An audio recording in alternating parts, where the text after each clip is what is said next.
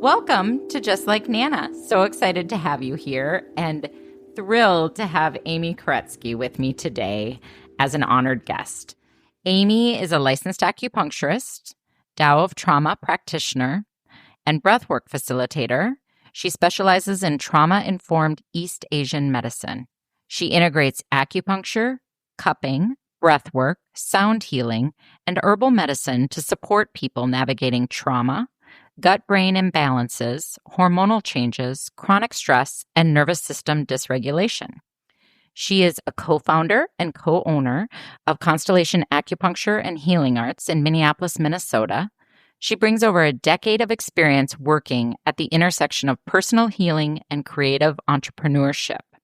Her work centers breath, embodiment, and shared humanity as paths to personal and collective transformation.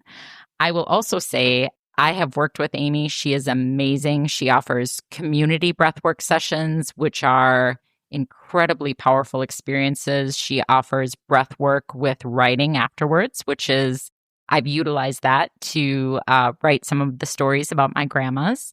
And Amy is just an all-around badass and kind person. Thrilled to have you here today, Amy. Wow, what a glowing recommendation. It's Leo season right now, so I'm just like taking it all in. I'm just like welcoming it in. So thank you. You are welcome. And I am all Leo. I am. Me too. Did you not know? I don't know that about you.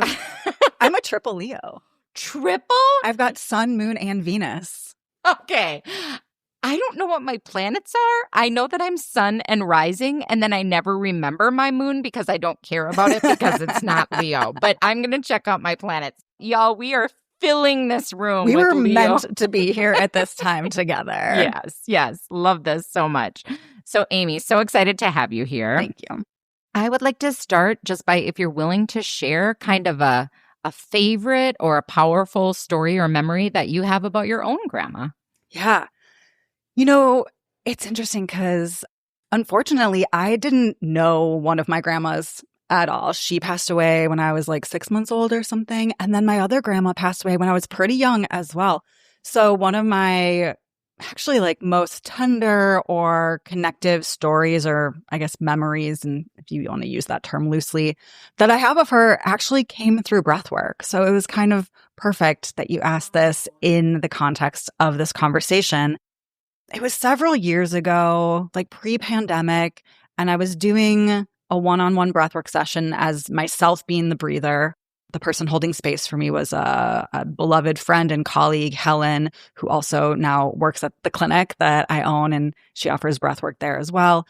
And she was leading me in breathwork that day, and it just happened to be. So I don't remember if it was a new moon in Cancer or a full moon in Cancer, but it was some lunation in the sign of Cancer, which for those of you who are familiar with astrology is very maternal or grandmotherly. It's a very archetypal energy for mothers and grandmothers. And my grandmother, Rose, who was my father's mother, who I never remember meeting because she passed away when I was still a baby, very strongly came through in that session. And I just felt a very like loving, supportive, protective like presence from her. After that, I remember I worked with like rose medicine, whether it was through like, you know, rose petals in tea and like offering that up, or like it was just a very sweet way of kind of honoring her life and her memory that I didn't actually like know all that much about. And it made me feel connected to her beyond space and time in this way that like I don't necessarily have memories of her holding me or anything like that, but it felt like it felt like she was holding me energetically in that moment. So it was really sweet. That is beautiful. I have tears in my eyes. Such a powerful moment. And my paternal grandmother is also my grandma Rose. I love that. So Leos and Roses. Yes. That's the theme. You know, you've really hit on part of the purpose of my work in talking about my grandmas, which is I didn't have access to my family for various reasons. And so sort of creating that relationship now, as you pointed out, beyond space and time, and connecting with those roots and just, you know, not only them as people, but just as they're embodied in me as part of just my DNA and my makeup. Well, I love that we're like sitting here in your little office space, and I can tell here that there's a beautiful altar here to your nanas. I can see their beautiful pictures, and it reminds me of like a similar altar that I've worked with at my own home, where I have photos of my two grandmothers in their youth, or like in ways that like I don't have memories of them whatsoever, but it helped me kind of bring their energy and their presence and their wholeness of their like, whole lives. Because we have these relationships to these people that are very from our perspective. And so we like see our grandmothers in these very specific lights. And it's like, they were so much more than that, They were women in a time where it was extraordinarily hard to be women. Like, it's hard to be a woman now, but like, imagine what it was like to be a woman back then. And so it was just important to me to have photos of them on my altar in their like youth and their like vitality in this way that like I never got to see them in real life. That's amazing. And yeah, that is part of the goal in the work too, is to just kind of see these women and give them a voice in a way that maybe they had. I don't know all of their stories, but it's most likely that they did not have that sort of power and voice. So to help them out with that now is exciting.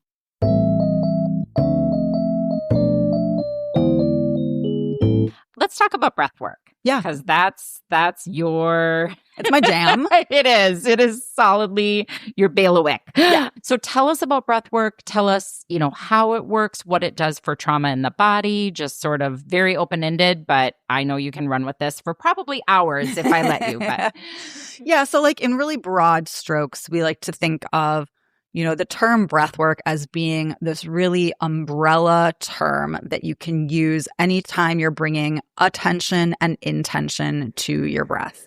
And I think that's something that maybe my friend Jenny told me a long time ago, and it's really stuck with me, or maybe I've heard it in various places, but it feels so true to me that breathwork in and of itself, it's just a word that encompasses how we can use our breath to make change in our bodies, in our lives, in our collectives. And it can look like many different things. I promise you, each and every one of you listening has done some form of breath work in the past, whether it's like going to a yoga class and doing breath work as part of the asana or moving your body and connecting your breath to your body. Or maybe you are a singer and you've done some like breath work to work with your diaphragm and work with projection. And I'm not a singer, so I wouldn't be able to use the correct terms for that. Or maybe you've given birth and you are a parent yourself and you did Lamaze breathing as part of the birthing process. Or maybe you're someone who deals with anxiety, and so you've used your breath in specific ways to calm your nervous system during times of acute stress, or maybe your therapist has led you in some breathing exercises to calm your nervous system down. All of those things are breath work. You can really encompass any of those things through the lens of breath work. And so when we talk about breath work, it's a really like wide tent that we're talking about here. And so the work that I do has a more narrow path inside of that, but it still works amidst the whole network. So the style of breath work that I practice is a more active 3-part circular breath. You breathe in through the mouth into your belly, you breathe in through the mouth up into your chest or like heart space, and then you exhale. And you do that over and over and over again. And it's really simple when you think about it in that way, but it has really profound effects on the physical, emotional, and energetic body. And we use breath work for so many different reasons. We can use breath work just to shift our nervous system and like where our nervous system is in terms of activation or deactivation. If you think about when you're feeling a little bit overwhelmed or a little stressed out, or you're in more of a fight or flight mode in your body and there's a lot of energy in there, we can use breath work to kind of crest that wave to get over the hump and then let our nervous system start to calm down again. We can use breath work to move stuck energy, like if we've been feeling kind of depressed, or if we're having writer's block, or if we're having any sort of stuck energy in the body, we can use this breath to vigorously move through those energetic blockages. Because of that, I feel like it's really helpful from a creative point of view. That's why I often pair it with writing to both let that writing be a creative outlet for the energy that moves with the breath. But it can also like let us move big emotions through the body. You know, in Chinese medicine, we often say like where energy flows, emotions go, or where energy goes, emotions flow. And that's true with the breath. You know, the breath is a vigorous movement of chi or of energy. And so there's often big emotional movement that goes along with that. And that also kind of goes back to trauma as well. You know, we hold trauma in our bodies. That's something that has been shown time and time again through different research articles and books. You can think about The Body Keeps the Score, is a fantastic book about how the body stores trauma in our tissues. I really love Peter Levine's book, Waking the Tiger, that talks through more of a somatic experiencing sort of lens. And in that book, he talks about how any animal creature, including us as humans, you know, I often use my dog Juniper as an example in this. Dogs are the best examples. Totally. Of so many things. Totally. And she's a little trauma baby dog. She was a rescue dog, and she has a BB stuck in her shoulder, like under her shoulder blade. There's a little nodule. And we're like, what is this? And the vet was like, I think that's a BB pellet. Like she got shot when she was a puppy. And so obviously she has a lot of trauma. And when we first got her, she was very reactive. She was dog reactive. She was reactive to everything. We did a lot of work with a dog trainer, and she has a much more stable nervous system now. But anytime she has a activating or stressful situation with another dog or just in general, you can see her like kind of get a little activated, and then she kind of moves over to the side and shakes her body. Think of like how dogs shake it out. That is them releasing the pent-up charge of energy that comes in our body with activation in the nervous system. Right. And we're releasing that. And Peter Levine in that book like talks about it way more eloquently and in much more depth. But I think of breathwork as a way of like us literally shaking it out of the body. Yeah. Oftentimes when people are doing breathwork, they even start to like vibrate or shiver or actually shake a little bit. And it's not uncommon to hear stories from like EMTs or other emergency professionals that they'll be in the field supporting people in an acute traumatic experience, and the people they are supporting will just start shaking uncontrollably. And that is the body naturally, like the own inner physician that we all have inside of us that is incredibly wise, doing what it needs to do to re-regulate the nervous system in that moment. I like to think of her as a medicine woman, but yes. Yes. I have read Waking the Tiger, and it was fascinating. And this is my agree, you know, Peter says it best. So read the book. But my sort of takeaway was it's fascinating how animals understand the complete cycle of trauma. And it's not even that they understand it. It's just innate. Exactly. Yeah. Understand was the wrong word. Yeah. Because what happens with humans is we try to understand it. Right. We use our brains and we interject our brains. And what we do is we cut off the completion of the trauma cycle. Yes. And then we're stuck. Yes. 100%. And this Tao of trauma work that I've been really, really involved in for the last year and a half and it has shifted my work in so many different ways. It's really rooted in that work, and the mentor that I've worked with who wrote the book Tao of Trauma, Elaine Duncan, she is trained in somatic experiencing through Peter and all of that. But the whole premise of that is where we interject that cycle, where that gets interrupted, like you were just saying, that creates an imprint in the body, and that creates what they call one of the 5 survivor types. And based on where your body kind of cut off, where that ended, that kind of shifts the entirety of how your body needs to heal from trauma. So someone who got interrupted in the mobilized stage, like in the stage where we were going to fight the attacker or run away from the bear or something like that, we tend to go into this like freeze. We're immobilized. We weren't able to actually move through that process. Versus someone who maybe got cut off during the integration or digestion phase, where we maybe make meaning out of the cycle that we moved through, might get really stuck in a victimization mindset, as opposed to seeing their experience as something that they can then grow and learn from and expands their worldview. It really ends up contracting their worldview. So it's been really interesting to like really go deeper into his work in that way. Yeah. And then how does breathwork intersect with that? Does breathwork help you move completely through the cycle? Yeah. And so I do think that breath work does so many different things. It is so moving and so invigorating that I think it's extraordinarily helpful for the people who do get stuck in that mobilization stage, which a lot of people really do. That is a really common experience. And so because it can be so moving, it really helps like remobilize us. We're like moving. And also, we can think of breathwork as like completing the stress response in general. So maybe, taking away the idea of like big T or little t trauma and just more going into the micro of like our day-to-day nervous system activation that happens all the time because we live in a world that is like over functioning and like always going and going, that we can be in a kind of hyper activated state all the time. There's a really great book by the Nagoski sisters called Burnout, where they talk about the science of this a little more. And I really recommend that one as well for people who are interested in it. But when we start to feel a little activated, energy or emotion or stress will kind of like rise up in the body. And then what a lot of us end up doing is pushing that down. We don't want to feel it. So maybe we open up our phones and we start scrolling Instagram. Maybe we light up a cigarette. Maybe we like eat some candy or our preferred drug of choice of whatever that is. That's the numb out. Yeah, totally. Yeah. And that allows us to numb out. And so what that does is like that activation starts to rise up, but we don't ever let it complete. We just like kind of numb it back down. And so then there's this cycle of it coming up and getting pushed down, coming up and getting pushed down.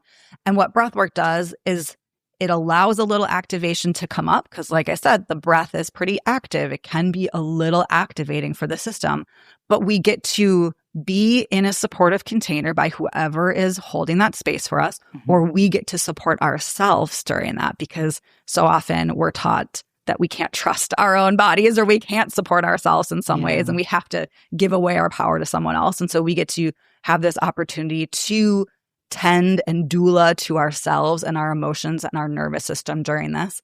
Let that activation continue to rise up, meet it with like compassion and tenderness and honesty, and then let that crest, let that wave crest, and then let it come down naturally on its own. And what that does is actually releases those stress hormones instead of getting them trapped inside your body where we're like bringing them up and numbing them down. We're actually letting them crest. I think there's research out there that shows that we actually release stress hormones in our tears. That's why it feels so good to cry. Yeah. Like when we're done crying, we usually feel so much better because we actually like release those stress hormones physically from our body. That's amazing.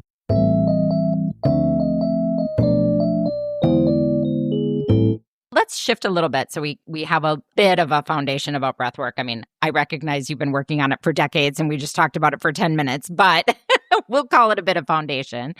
And let's talk about ancestral trauma. And I'm just curious on your take about, is there a differentiation in the body between ancestral trauma and trauma that a person personally experiences during their lifetime? Is it stored the same? Just any thoughts you have around that? I don't know if I would necessarily be able to speak to like personal trauma versus ancestral trauma, because the way that I tend to think about it in my head is more like trauma that we experience and cognitively analyze versus trauma that we experience pre-verbally.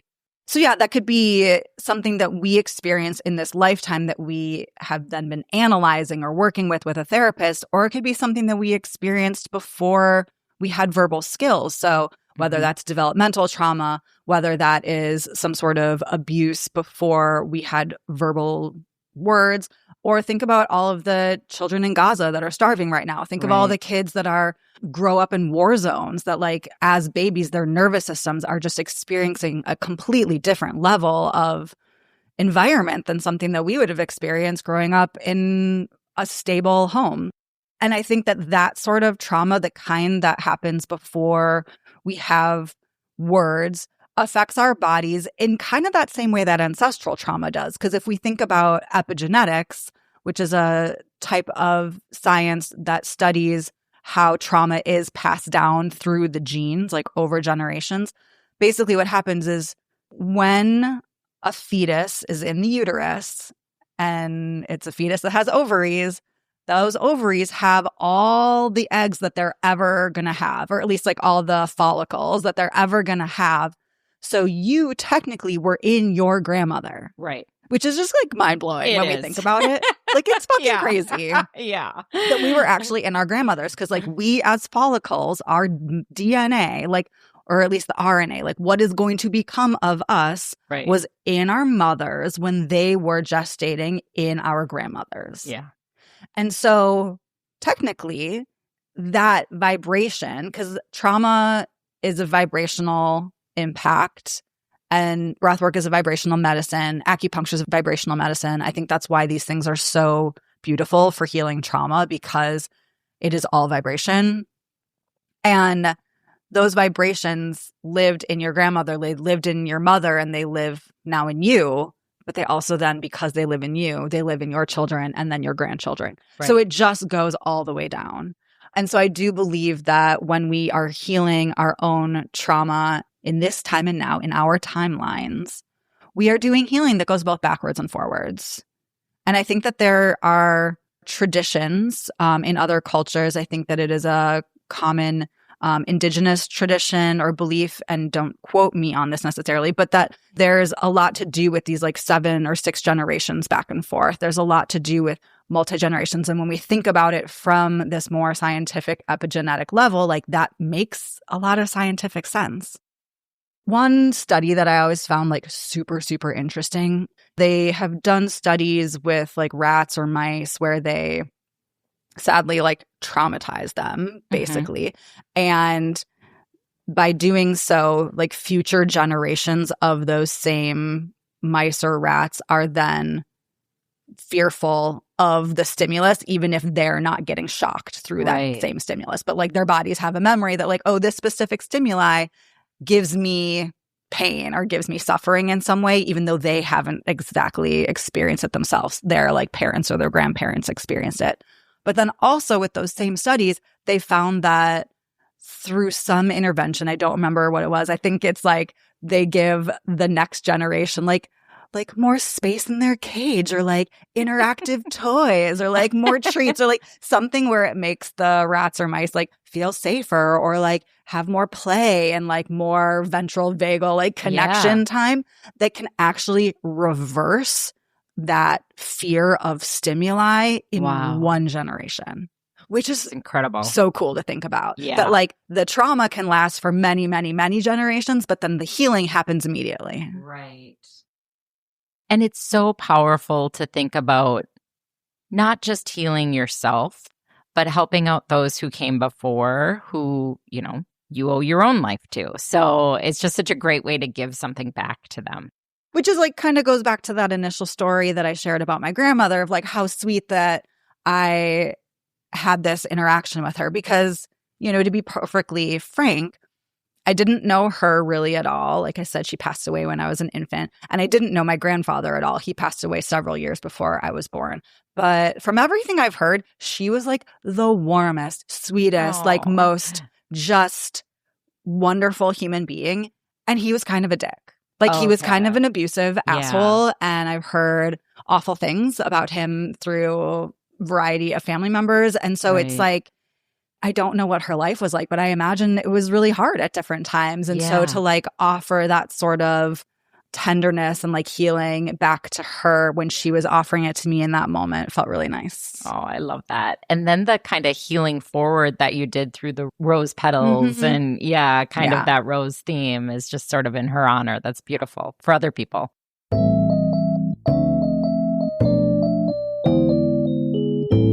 Okay, you talked about the vibrational. Is that the word you used? Yes, let's talk about that. We've talked about trauma stored in the body. It can be stored in the tissues. I mean, what does that mean? Is it a hormone? Is it a chemical? Is it an emotion? That is such a great question, Amy. And I am not a biophysiologist. Fair. I don't know if I can totally answer that question in the way that our brains would be content with. But I also am like curious about that at times, you know? Let me just say that I completely appreciate it's from your perspective as because I mean, you've seen a lot of healing. Yeah. And so sort of what you've seen, and it is fascinating because we tend to think of things in matter and through our senses, right? Like, I'm seeing you, but there can be scientifically through your soul, all of it, no doubt that there is more than this matter that exists, and there's the energy of it and the vibration of it. And I really do see it as like a vibration. And like even when I was speaking to how EMTs will witness a survivor of trauma like shake uncontrollably, like that is actually a vibration. Like shaking is your whole body like vibrating, you know? Yeah. And so I really do see it as this charge. So an energetic charge that needs to get discharged. And so a charge, I mean, all energy is kind of like vibration. If you look at like at the Fermi lab or whatever, like those big physics labs, like, you know, atoms are like moving. Like atoms aren't actually very stationary. No. Isn't it crazy to think about like this cup that I'm holding is actually like moving. You know, like that's so weird. Exactly. It's not like the pictures we see in textbooks. No, there is movement. Like they're moving, they're vibrating. And so I think everything in some way is a vibration. And maybe that is a cop out for me to be like, well, everything just comes back to a vibration. But if I'm working in a vibration-based medicine, it's like an easy way to meet the trauma with a healing system that feels congruent to it. If that makes sense. Yes. One of my mentors, Elaine Duncan, who wrote that book, Tao of Trauma, she often defines trauma as like too much, too fast without adequate support. Oh, I love that. Right? Isn't that a beautiful way of just describing it? And so it's not defining what trauma is in the body or anything like that, but like, you know, when we can say, well, is something big T trauma or little T trauma, or like play the trauma Olympics or something of like, oh, well, I had it worse than you or whatever. It's like, well, anything that was too much, too fast, without adequate support for you, like leaves an imprint in the body of trauma. And that imprint is like that vibration. Obviously, you know, you had mentioned before that children are starving in Gaza. That is absolutely horrific. Nothing takes away from that. But to your point, it's not a competition. So because that is happening and it is awful, there's also room and space for the truth that we all as humans have situations to work through, healing to do with ourselves. And that's what we're trying to address here is individual healing, ancestral healing through us, and how we effectuate that. The point is what you experienced during your lifetime and how that kind of stays with you or the cycle doesn't complete. And I firmly believe, and I'd love to hear your thoughts on the greater sort of social consciousness or, you know, however you define that, when you heal yourself and bring more of that, whether it's a peaceful vibration or whatever that is into your own life, it ripples out. Yeah. And I think of it a lot in terms of a regulated nervous system.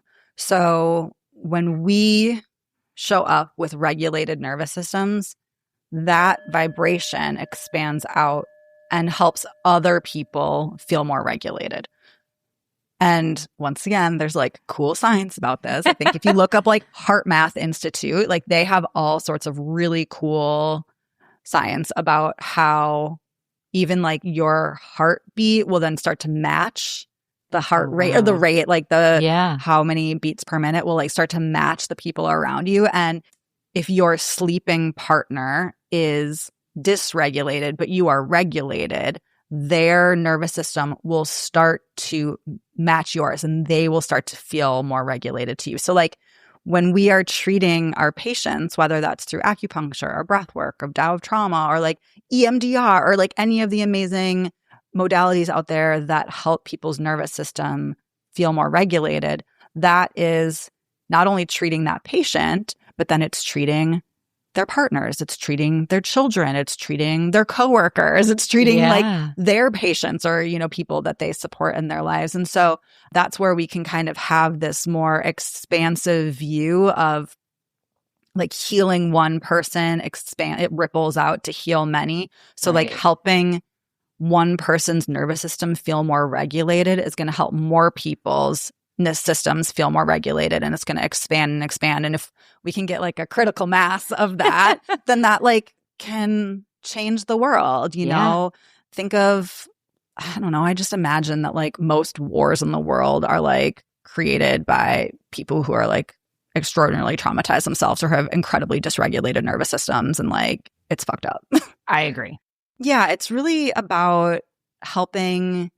I try not to speak to it too often as like healing trauma or releasing trauma, because like that can have a lot of weightiness to it and a lot of expectation. And for better or worse, I feel like some people are really tethered to their idea of the trauma they've experienced. Like it has defined different things for them in their life, and it can define their experience and become part of the like how they define themselves or their personhood.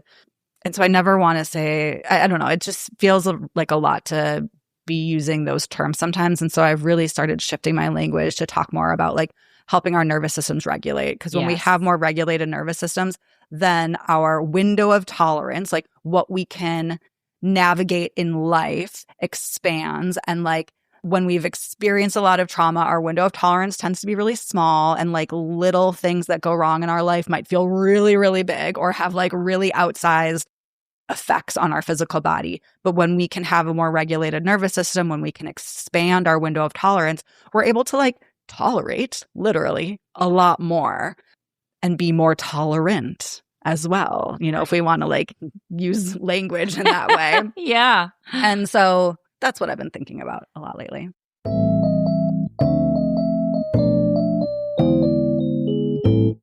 So I have been working, it's actually a weight loss program, but it's widely applicable. And Eliza Kingsford is her name, and the program is called The Shift. And it is all about your nervous system. I mean, I won't get too much into the weight loss aspect of it, but the idea is if your nervous system is dysregulated, it is incredibly difficult to, quote, diet or be in some sort of calorie deficit or do the things that a body needs to do to release weight. It all comes down to sense of safety. If our bodies aren't feeling safe, we're not going to let go of potential fuel sources that live inside of our bodies, Exactly. Like, yeah, I totally get it. Yeah. And just what I've come to appreciate is just how unbelievably powerful and strong our nervous systems are. I mean, literally their function is to protect us and save our lives. Yeah.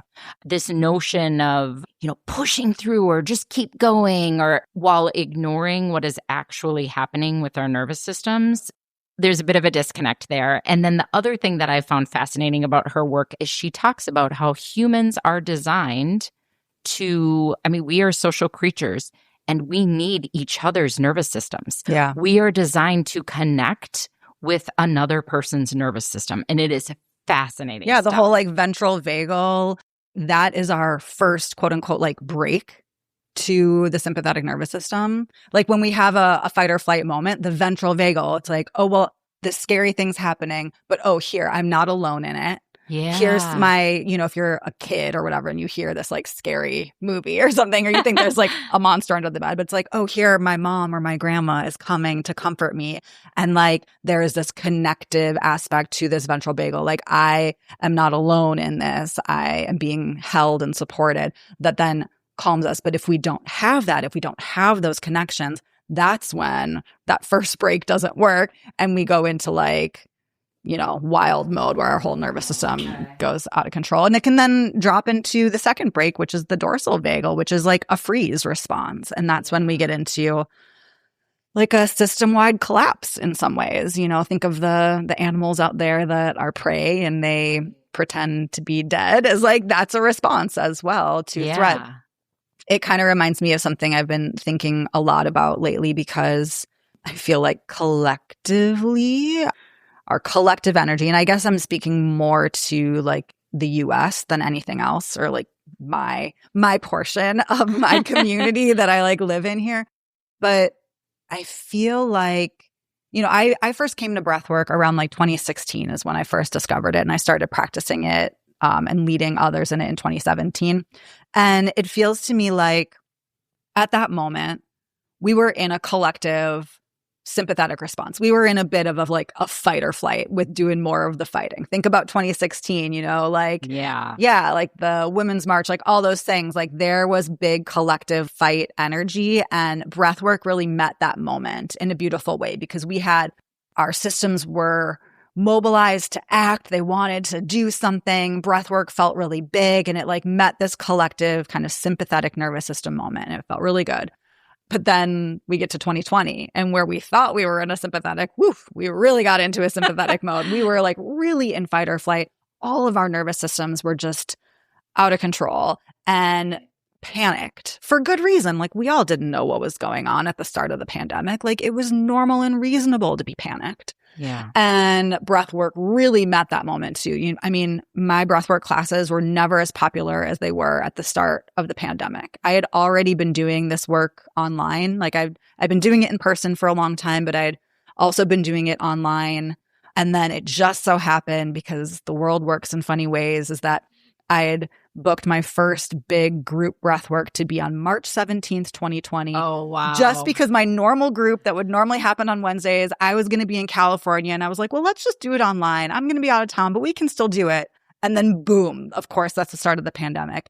So we went from this in-person class that would normally have 30, 35, 40 people there to an online one where we maxed out my Zoom. And we had 100 people there. And it was bonkers. And for every week at the start of the pandemic, I had like close to 100 people online doing breath work with me, because we all needed that nervous system to match the moment.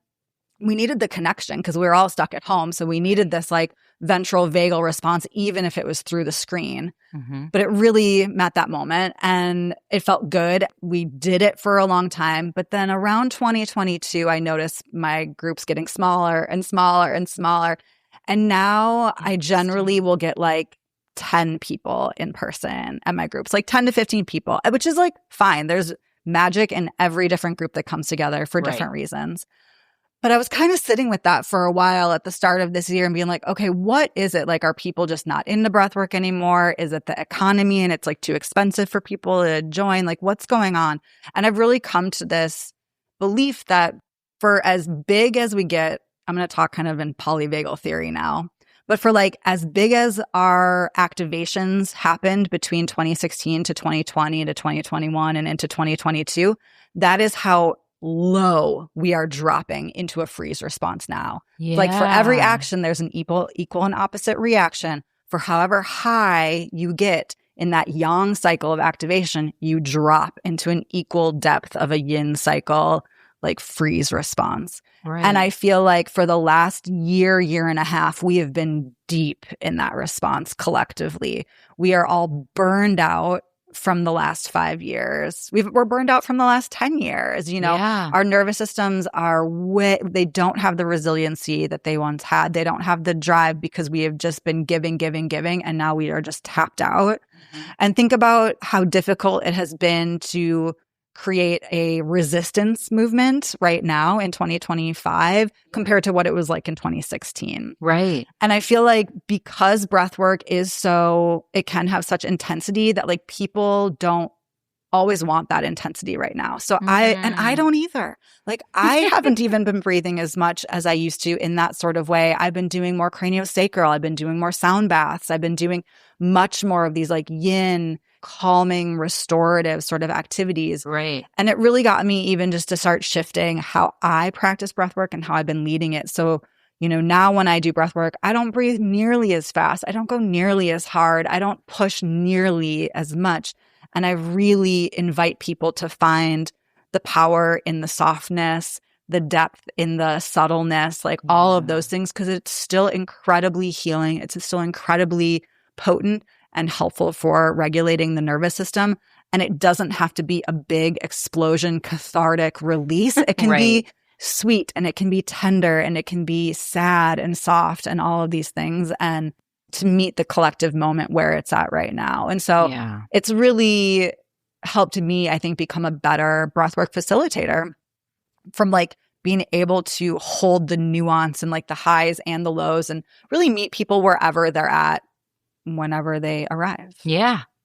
You know, and to that point about whether it's cathartic or restorative or, you know, some combination of both, I mean, that gets back to that nervous system work too, of a breathwork session leaves you feeling nurtured, cared for, just deeply held and supported. Yes, that's like one of the most universal themes that I hear after a session is like, you know, maybe somebody's session is really creative and another person's session is really angry with a lot of rage being released, and another person's session is like deeply grief filled. But almost always, like the thing that weaves everyone's individual experiences together into the group experience is this overwhelming feeling of like being unconditionally loved, whether it's by spirit or universe or an ancestor or themselves or the room or anything like that. But there's this like deep connective feeling of being held, exactly as you said.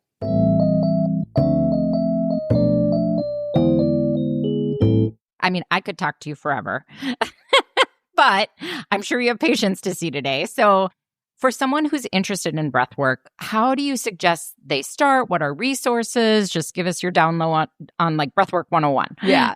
So like real basic resource, I have an online kind of like 7-day intro to breathwork course that you can get through our website. It's like $7 for 7 days of breathwork. Wow. Yeah. And it's a kind of like micro introduction to breathwork because we're only having people breathe for like 5 to 7 minutes each session, which is not what a group or an individual session looks like. You know, you've been with me. We're in class for like, you know, an hour and a half together. And so this is really just like an introduction, but it's amazing how powerful just 5 to 7 minutes of breathing can be.